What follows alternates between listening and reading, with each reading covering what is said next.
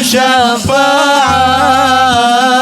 وهذا مطلبي يا نبي. Assalamualaikum warahmatullahi wabarakatuh. Alhamdulillah rabbil alamin. Wassalatu wassalamu ala asyrafil anbiya'i wal mursalin sayyidina wa maulana Muhammadin wa ala alihi wa ashabihi ajma'in. Amma ba'd.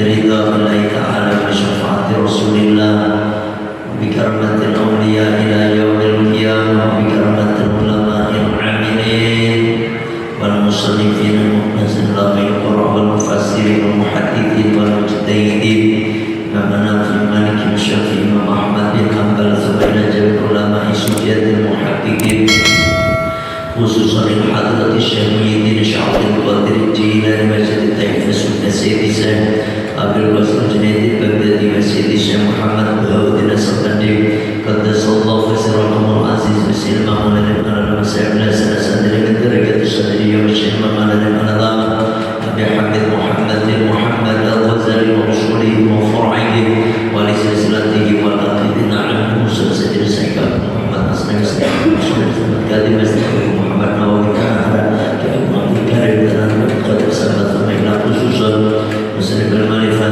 kitab Syekh Muhammad al-Alama di sunnah tulisan Syekh Muhammad Muhammad bin Qasim al-Ghaziwi Syekh Muhammad al-Alama Syekh Taqiyuddin Muhammad Husaini thumma ila jami' masyayikhina wa masyayikh masyayikhina Syekh Muhammad Zuhri Syekh Muhammad Nur Syekh Ahmad Saleh Syekh Muhammad Fazil Syekh Abdul Latif bin Zaid Syekh Abdullah Fakih Langitan Syekh Abdul Wahid Syekh Bisri Mustafa Rabbal Syekh Al-Bani Abdul Qudus Syekh Muhammad Syafi'i Syekh Abdul Safir Syekh Abdul bin Syekh Ahmad Qurtubi Syekh Muhammad Syekh Abdul Syekh Abdul Yadim Syekh Ahmad Tasawwur Syekh Abdul Syekh Muhammad Nawawi Syekh Abdul Afan bin Nawawi Syekh Qadir bin Nawawi Syekh Ali Masuk Khabya Syekh Jalal bin Nawawi Syekh Jalal bin Nawawi Syekh Ahmad Bagus Syekh Muhammad bin Al-Alama Al-Fadhil Allah Al-Kamil Syekh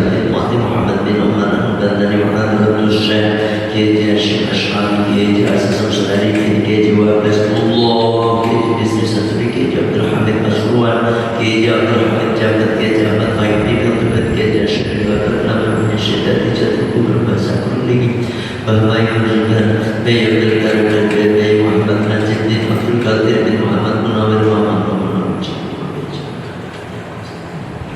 Allah manfaat berkati ulumihim wa karmatihim wa asrarihim wa an'ada alaina ya Allah.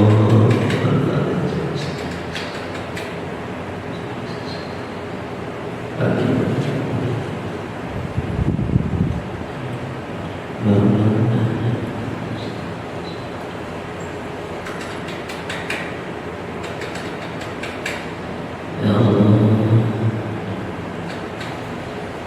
Saya berdoa lahumul Fatihah. A'udzu billahi minasy syaithanir rajim. Bismillahirrahmanirrahim.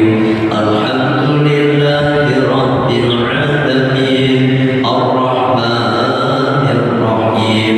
Maliki yaumiddin. Iyyaka na'budu wa iyyaka nasta'in. Ihdinas صراط الذين أنعمت عليهم غير المغضوب عليهم ولا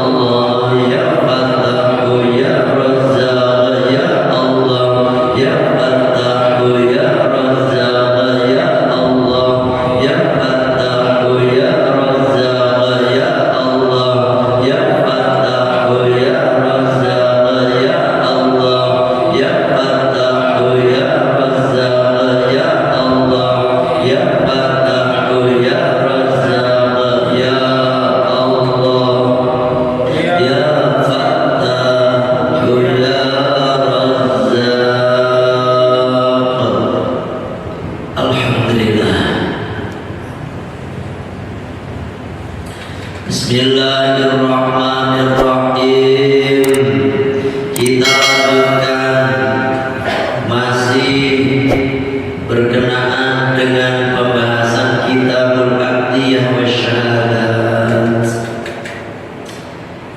masih berkenaan dengan syarat-syarat menjadi seorang hakim atau seorang pemimpin lah ini, ya. Bahwasanya sekarang kita sampai syarat yang ke-7. Wasabi'u, adapun syarat pemimpin yang ke-7. Kalau kita sedikit mengulang, ya, bahwasanya syarat-syarat seorang pemimpin, seorang hakim, ya, seorang sultan. Bahkan saya tadi ngobrol sama orang Yogyakarta itu sultan, ya. Ternyata syarat menjadi seorang sultan itu syaratnya harus Islam. Itu di Yogyakarta. Ini mengikuti syarat ini, ya kan? Al-Islam, Islam. Yang kedua balik, yang ketiga berakal, yang keempat merdeka, yang kelima laki-laki, yang keenam adil. Ini semua yang sudah kita bahas. Yang ketujuh wa ma'rifatul ahkamil kitab wa sunnati, yakni dia harus mengetahui hukum-hukum Al-Quran, hukum-hukum sunnah, ala thoriqil ijtihadi, atas jalan ijtihad, wala yustaratu, dan tidak disyaratkan hifdzu ayatil ahkami, menghafal ayat-ayat yang berhubungan dengan hukum, wala a'adifiha, dan juga tidak disyaratkan harus hafal hadis-hadis tentang hukum, al-muta'alliqat, yang berhubungan dia dengan hukum, ya, antuh di qalbi, yakni di luar hati, di luar kepala, gitu. Jadi nggak harus hafal Al-Quran, tidak, tapi dia harus paham gitu tentang hukum-hukum. Oh, kalau berkenaan ini dalilnya ini, dalilnya ini, di sunnah hadisnya ini, itu harus tahu dia. Dan termasuk tentang asbabun nuzulnya ayat itu, asbabun nurutnya itu hadis. Nah, itu nggak harus hafal. Ya diutamakan pasti apa. Di rata-rata kadang-kadang orang itu mensyaratkan seorang pemimpin itu mensyaratkan jadi seorang hakim itu harus hafal Al-Quran, harus ini harus ada syarat-syaratnya tersendiri. Kalau di sini menurut ini tidak harus hafal, tapi harus mengerti, paham, gitu ya Pak.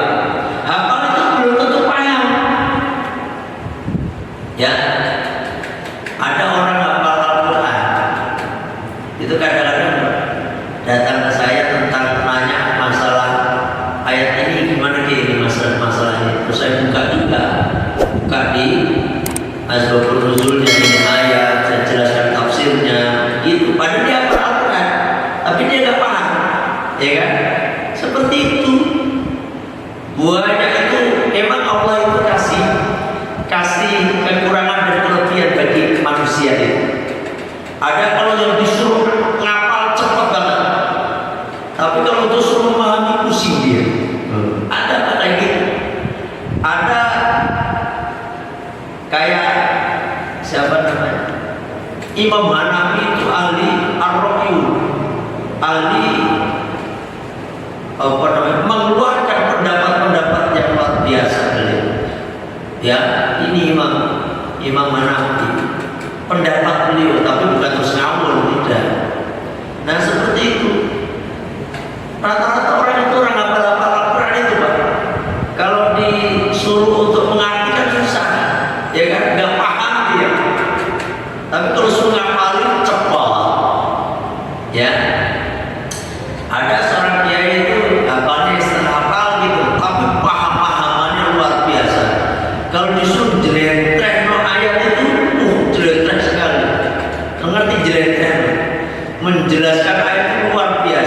dari segi ini. Tapi beliau nggak apa. Ya kan dia kalau ditanya itu langsung buka kitab, oh ini, terus jelasin. Nah seperti itu Pak, ya. Nah ini juga begitu yang dimaksud itu nggak harus hafal, tetapi dia harus paham, ngerti loh.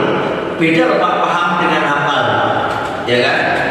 Kalau hafal kan cuma ngapalin, tapi kalau paham dia ngerti sebelumnya. Nah ini yang ngerti Pak. Dan gak harus apa di luar kepala tadi, di luar kepala juga. Bahwa roja dan dikecualikan bila kami dengan hukum-hukum al-qisasu apa Pak? Yakni ayat-ayat yang berhubungan dengan kisah-kisah. Ini dikecualikan. Jadi ada ayat-ayat yang berhubungan dengan hukum, ya, tentang hukum-hukum di dalam Al-Quran itu. Ada ayat berkenaan dengan kisah-kisah. Nah itu nggak bisa dipakai untuk pedoman. Nah, ini kisah itu kan seperti kisahnya Nabi Adam, kisahnya Nabi Nuh, kisahnya Nabi Yusuf, kisahnya Nabi Ayub, Sulaiman. Itu di dalam Al-Quran kan ada semua kisah. Nah itu bukan ayat itu, ya kan? Bakharaja bil ahkam al-qisas wal mawaidu dan nasihat-nasihat tidak.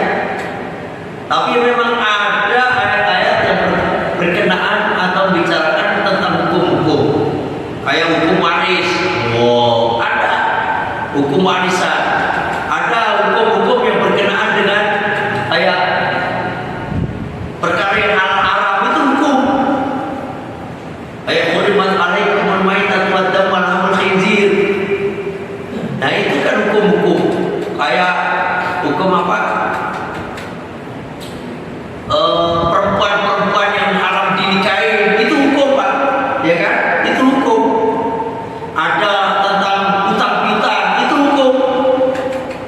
Nah kalau kisah-kisah enggak, nah kisah-kisah itu tidak diwajarkan. Dan nasihat-nasihat, artinya apa? Kadang-kadang kan kayak Luqmanul Hakim itu kan memberikan nasihat-nasihat kepada putranya kan. Nah seperti itu ayat-ayat yang berhubungan dengan nasihat. Begitu juga dengan hadis. Hadis itu juga ada berkenaan dengan hukum-hukum, ada Pak. Yang panjang pasal hukum, kajian Nabi menjelaskan tentang hukum. Ada juga hadis yang berkenaan dengan kisah-kisah. Ada yang berkenaan dengan nasihat-nasihat. Nah, bukan yang berhubungan dengan kisah dan nasihat, tetapi khusus berhubungan dengan hukum, gitu, ya. Al-muta'alliqati biha, gitu. Yakni yang berhubungan dengan hukum. Masya Allah.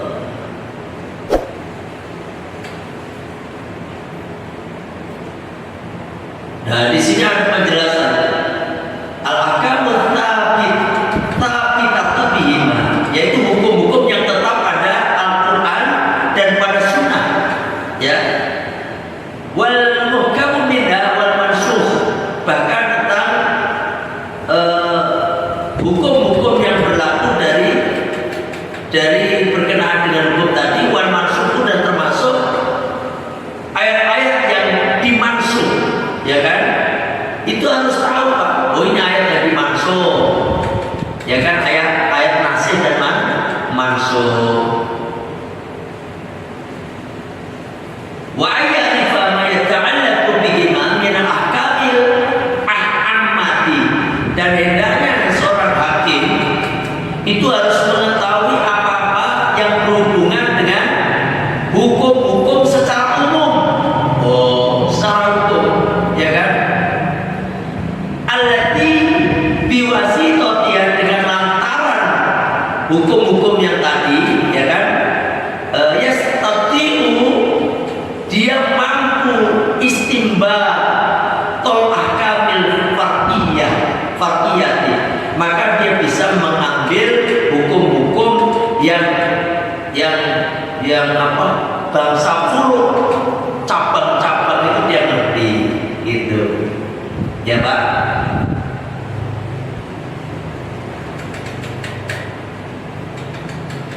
seperti itu. Ini yang ketujuh syarat-syaratnya, dia harus tahu tentang hukum Al-Quran, hukum sunnah, yakni ayat-ayat berkenaan hukum-hukum yang berlaku di masyarakat. Itu harus berarti.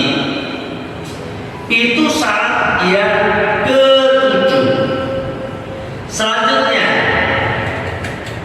wataminu, adapun syarat-syarat yang kedelapan untuk menjadi seorang hakim, ya. Apa Pak?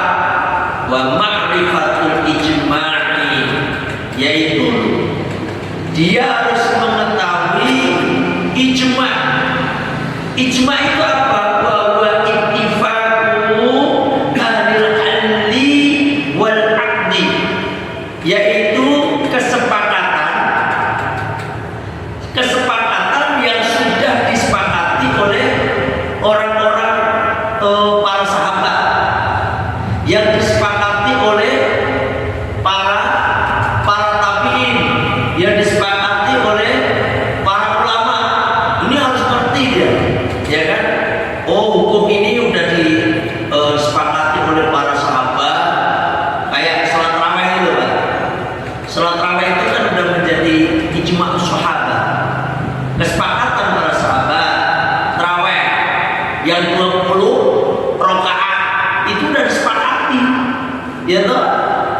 Walaupun atas usulan Sayyidina Umar bin Khattab radhiyallahu anhu Al-Faruq, bahwasanya sebelum disepakati, kenapa disepakati Pak? Walaupun usulan Sayyidina Umar bin Khattab, karena yang tadinya sholat lencong-lencong sendiri-sendiri, ada yang 1, 2 orang, 3 orang, 4 orang, 5 orang, masing-masing aja.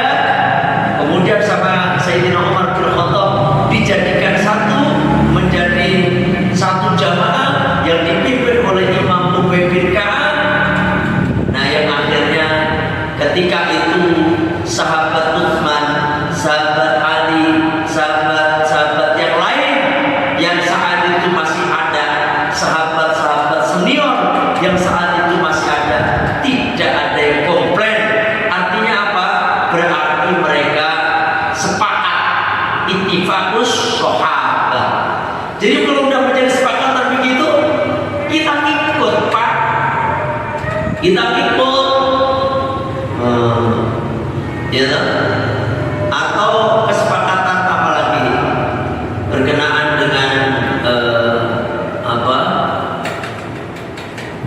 berkenaan dengan keputusan yang diambil oleh Sayyidina Abu Bakar As-Siddiq, siapa yang tidak membayar zakat dibunuh. Nah, itu setelah diperingatkan di ini, itu juga kesepakatan. Termasuk kesepakatan apa lagi? Membukukan Al-Quran. Nah, itu juga kesepakatan, disepakati oleh para sahabat. Banyak. Nah, ini seorang hakim harus paham ya tentang itu. Min ummati Muhammadin sallallahu alaihi wasallam, dari umatnya kanjeng Nabi Muhammad sallallahu alaihi wasallam, ala amrin atas perkara, min umuri, dari beberapa perkara. Ya, ini harus ngerti, ya kan? Wa yustaratu, dan tidak disyaratkan. Apa Pak? Ma'rifatul likulli fardin, mengetahui pada tiap-tiap apa?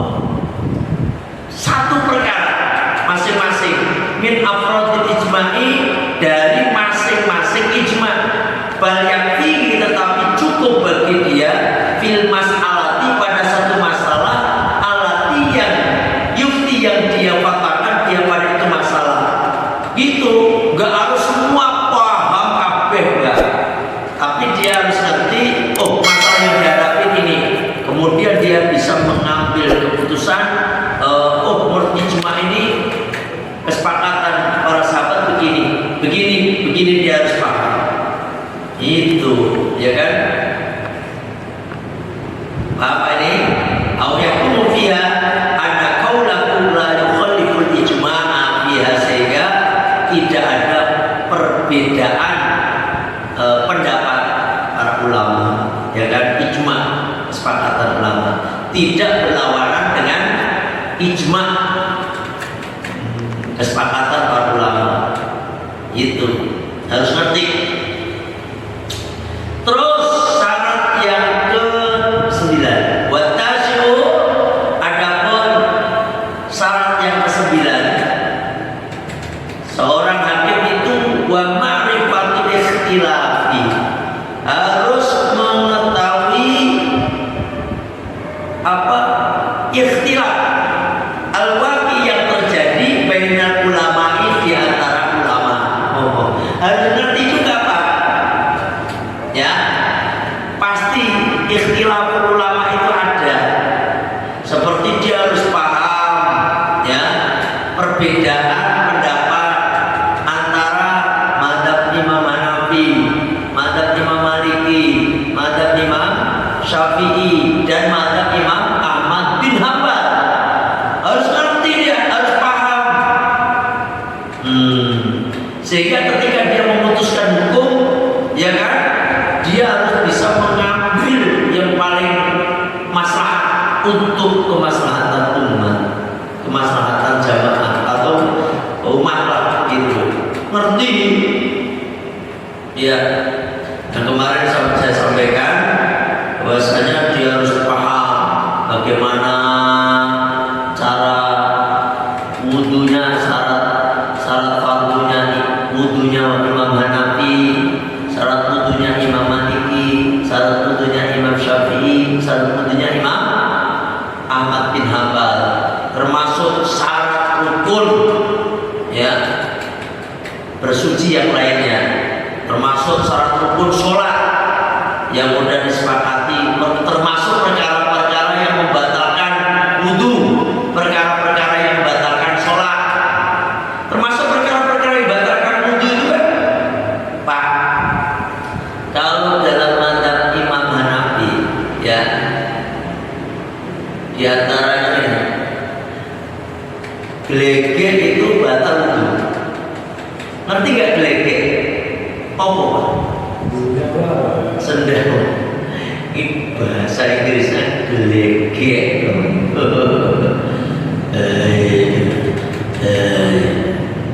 Itu batal. Itu Masya Allah, ya. Harus tahu Imam Malik itu persetubuhan laki perempuan itu tidak batal. Harus ngerti Imam Hanafi persetubuhan laki perempuan tidak batal kalau tidak nafsu. Tapi kalau nafsu walaupun sama mahram batal. Itu kan harus ngerti itu Pak. Itu ikhtilaf ulama, perbedaan pendapat para ulama antara yang satu dengan yang lain. Kayak masalah pembagian warisan aja itu Pak, Imam Hanafi, Imam Maliki, Imam Syafi'i, Imam Ahmad bin Hanbal beda-beda. Bukan masalah beda itu karena beliau ijtihad itu udah mentok loh Pak. Beliau itu udah kuasa ini, baca ini, kemudian disimpulkan jebret gini. Dan kita ini kan tinggal mengikut saja. Kita ini tinggal ngikutin saja. Ibarat makanan itu kita tinggal makan. Udah diracik sedemikian rupa. Jangan ikut-ikutan ngeracik sampean. Ya toh? Kalau ikut-ikutan ngeracik bukannya enak Pak, tambah kagak enak kabeh. Kayak masakan Padang.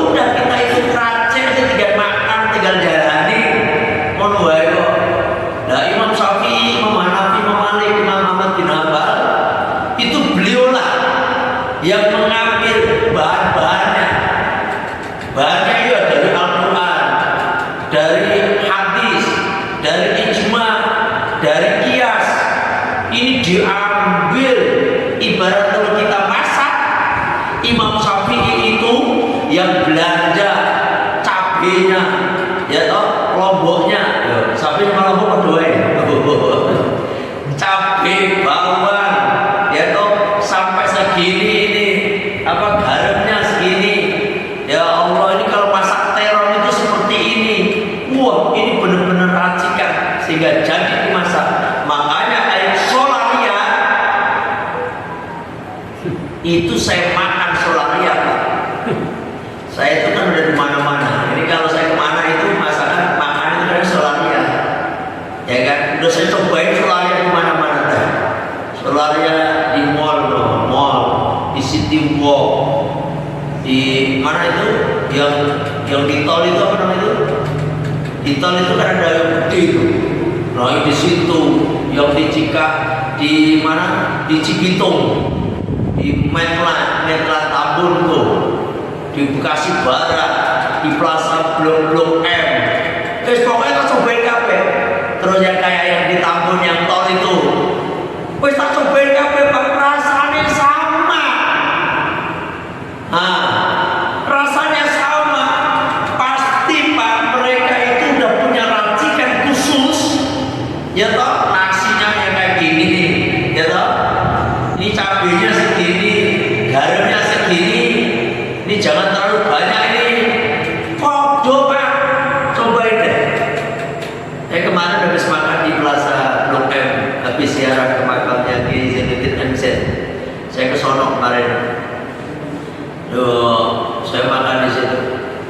Sama nggak Pak? Ya sama istri. Sama ya? Loh itu sama. Karena udah punya khusus. Ya kayak sampai itu kan, kayak fried chicken. Fried chicken itu bahasa kerennya banget. Aslinya ya ayam goreng, ayam goreng banget. Fried chicken itu ayam goreng loh. Dan nasi goreng kan rice apa? Nasi goreng apa Pak? Bahasa Inggris. Rice. Apa Pak? Ini bahasa kayak mie goreng aja kalau bahasa kerennya apa kayak gitu ya.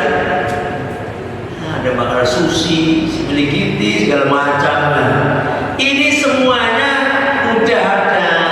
Apa nih kan nih? Nih saya terus ini ngomong masakan. Istri saya itu kadang-kadang masak enak sambal. Saya puji, enak nih Mas. Pas ini Mas. Pas ini Mas. Ingat-ingat Mas. Ini racikannya ingat-ingat tuh Mas. Kayak gini nih Mas. Habis dipuji itu nyambel lagi. Mas saya enak nih Pak. Ini kok beda lagi sih Mas? Itu kok beda lagi. Lupa ya, lupa. Loh kayak gitu. Harusnya kan dicatat tuh step segini. Enak gitu, Masya Allah. Makanya Pak, hukum itu sampai kok pengen jalan kayak mujtahid mutlak, kayak Imam Syafi'i itu wajib sendiri. Bisa jadi racun loh Pak. Bisa jadi itu orang yang mengambil hukum sampean yang udah racikan sampean, bukannya masuk surga, masuk neraka lah Pak. Ya kan? Paham nih? Nah ini hanya satu contoh aja. Ya, makanya Masya Allah kayak McD, KFC itu di mana sama. Saya kalau pas kesana pakai Arab itu, ya pas lagi umroh, pas haji kemarin, saya nyobain sama KFC, ya kan? Itulah sedunia loh padahal. Karena apa? Ya karena udah jadi, gitu loh. Nah ini. Nah kenapa kalau kita beli nasi goreng di pinggir-pinggir jalan itu kadang-kadang rasanya kepedesan, ya kan? Kadang keasinan, kadang-kadang saya ngomong tak tangeri pokoknya. Wes ojo tuku niki maning pokoknya wes. Tandai. Kadang-kadang apalagi udah kagak enak, mahal lagi. Ya kan? Karena apa? Dia belum punya standar. Sakarape dhewe. Paham? Walaupun harga mahal Pak, harga mahal, ukuran kayak kalau menurut umum kalau orang ini kan kayak solaria itu kan harga segitu kan. Kalau kita beli nasi goreng di pinggir jalan kan 12.500, ya toh. Kalau di solaria kan 40.000, belum PPN 44.000 segala macam. Jauh kan? Karena apa? Yang mahal adalah racikannya itu Pak. Pak. Teh pucuk mana? Teh sosro. Teh sosro. Apa teh botol sosro, Pak? Itu ada yang bagian dicipin loh, Pak. Lidahnya itu sampai dipatenkan. Sampai dipatenkan rasanya kayak segini. Dijilat, oh ini nih pas. Makanya beda, Pak. Sampai minum ini yang bagian yang tahu tentang pertehan, sampai minum teh botol sosro sama teh pucuk harum, pasti rasanya beda. Kalau saya belum bisa bedain, Pak. Wes angin, kalau saya mau yang penting minum baik, kagak pernah dirasa-rasain, ya toh? Karena apa? Ada khusus koki yang nyobain. Teh botol sosro itu zaman bala, kan? Sampai mereka punya semboyan apapun makanannya, sosro minumannya. Itu karena ya itu tadi. Bismillahirrahmanirrahim. Alhamdulillah. Alhamdulillah. Alhamdulillah ya Allah. Kenapa, Pak? Ya biar bisa tahu gitu. Oh, dan gini, Pak. Kayak Imam Syafi'i menentukan seperti ini. Itu kemudian di bawahnya dikasih dalil dari Al-Quran, dalil dari hadis, dalil dari ijma, ya kan, terus dikiaskan dengan hukum-hukum yang dulu itu ada, ya kan. Nah, saya kasih tahu, Pak, kalau Imam Malik yang punya kitab Al-Muwatta itu semua pendapatnya itu didasarkan dari hadis Nabi. Ya, ahli hadis beliau Imam Malik, ya kan, Imam Malik, sehingga Imam Syafi'i pun berguru kepada beliau. Yang mana Imam Syafi'i berguru kepada Imam Malik, Pak, ya kan. Ternyata ketika ditanya Imam Malik, ya, Imam Syafi'i itu tentang Al-Muwatta, apa kata beliau? Alhamdulillah, saya sudah hafal. Oh, Imam Syafi'i udah hafal. Ya, habis saya disuruh. Padahal Al-Muwatta itu karena Imam Malik, ya kan, udah hafal beliau Imam Syafi'i. Ya, bahkan umur 7 tahun udah hafal Al-Quran. Bukan cuma hafal Al-Quran, tetapi betul-betul, makanya yang punya asbabun nuzul, Pak, itu yang nulis pertama adalah Imam Syafi'i. Itulah kehebatan imam kita. Luar biasa beliau itu, ya. Nah, kalau ahli bukan hadis, tapi kalau ahli rohi itu Imam Hanafi. Wah, beliau itu luar biasa kalau mengeluarkan pendapat, ya kan, mengambil istinbat hukum itu Imam Hanafi, luar biasa. Nah, antara Imam Hanafi dan Imam Malik, nah, yang ada adalah Imam Syafi'i. Beliau ya ahli rohi, ahli hadis Imam Syafi'i. Itu, Pak, bahkan Imam Bukhari dan Imam Muslim itu taklidnya dalam madhab itu ikut Imam Syafi'i. Makanya, Pak, jangan keliru sampean kalau dalam kitab-kitab Imam Syafi'i tidak ada hadis-hadis yang diriwayatkan oleh Imam Bukhari, apalagi Imam Muslim, kagak ada. Karena apa? Karena Imam Bukhari, Imam Muslim itu adanya setelah Imam Syafi'i. Gak mungkin dong Imam Syafi'i rawal Bukhari padahal Bukhari belum lahir, ya kan? Nah, seperti itu. Nah, orang yang gak paham, dia ngomong begini, saya gak mau baca kitab-kitab Al-Ummah. Al-Ummah kan karangannya Imam Syafi'i. Nah, kenapa? Kagak ada hadis sama Bukhari. Dia ilaha illallah. Bukhari belum lahir. Angel kuburannya. Kayak gitu. Imam Muslim apalagi setelahnya, ya kan?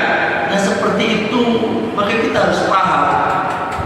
Sekali-kali saya mau ngasih kisah tentang Imam Bukhari, kisahnya bagaimana.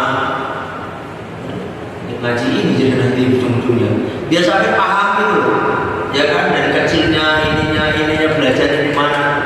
Insya Allah itu ada kitab khusus kisah tentang para imam-imam, panutan-panutan kita, ya kan. Nanti aja kalau khatam ini kali, kalau dari kitab ini tinggal dikit lagi deh Pak. Tinggal dikit lagi, insya Allah nanti kita bahas kisah-kisah tentang Imam Hanafi, Imam Maliki, Syafi'i, terus termasuk kisah-kisah imam hadis, Imam Bukhari, Imam Muslim, Imam Ahmad, Imam Abu Dawud, Imam Tirmidzi, Imam Nasai, Imam Ibnu Majah, Imam Baihaqi. Pokoknya nanti kita akan bahas. Ya insya Allah habis ngaji nih. Ya, saya ngaji waktu tabarukan hadis, ngaji jabul di Atibiyat, pada pesan Atib ya. Itu saya dapat kitab khusus tentang perawi hadis. Nanti kita ngaji di sini kalau dia udah khatam nih Pak. Ya Pak ya, insya Allah ya. Moga-moga sampai umurnya panjang terus ya. Panjang. Sehat walafiat. Rizkinya lancar kabeh. Al-Fatihah. A'udzubillahi minasyaitonir rajim. Bismillahirrahmanirrahim. Alhamdulillahirabbil alamin arrahmanir rahim maliki yaumiddin. Iyyaka na'budu wa iyyaka nasta'in ihdinas siratal mustaqim. Siratal ladzina an'amta 'alaihim ghairil maghdubi 'alaihim waladdallin. Amin. Kita tutup dengan baca sirri istighfar. Bismillahirrahmanirrahim. Allahumma anta rabbi la ilaha illa anta khalaqtani wa ana 'abduka wa ana 'ala ahdika wa wa'dika mastata'tu wa a'udzu bika min syarri ma sana'tu. Abu laka bi ni'matika 'alayya wa abu bi dhanbi faghfir li fa innahu